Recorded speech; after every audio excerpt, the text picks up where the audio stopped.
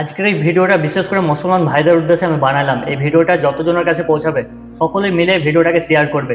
ভিডিওটা যেন থামে না কখনোই। আমাদের দেশে অনেক মুসলমান ভাইরা আছে, তাদের হয়তো সঠিক জ্ঞানটা তারা এখনো অর্জন করতে পারেনি।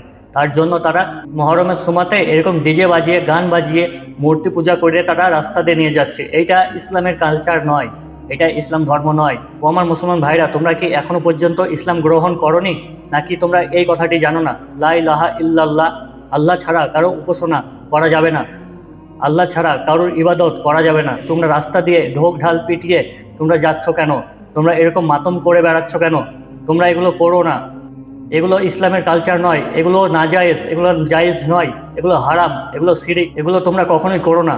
লা ইলাহা ইল্লাল্লাহ মুহাম্মাদুর রাসূলুল্লাহ, আল্লাহ ছাড়া কোনো সত্তার উপাসনা নেই এবং মুহাম্মদ সাল্লাল্লাহু আলাইহি ওয়াসাল্লাম আল্লাহর প্রিয় রসুল।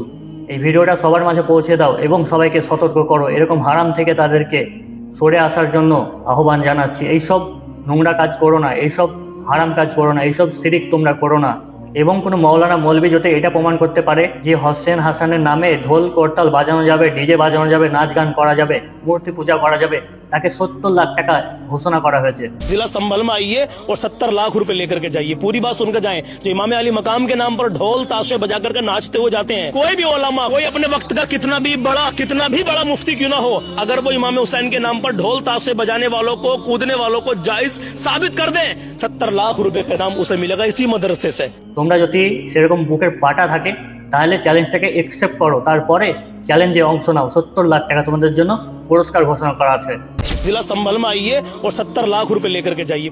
জানি তোমরা পারবে না, কারণ ইসলামে এটা কখনোই বলেনি যে তোমরা মূর্তি পূজা করো, তোমরা ঢোল করতাল বাজিয়ে ডিজে বাজিয়ে তোমরা রাস্তা দিয়ে নেচে বেড়াও। এটা ইসলাম কখনোই শিক্ষা দেয়নি।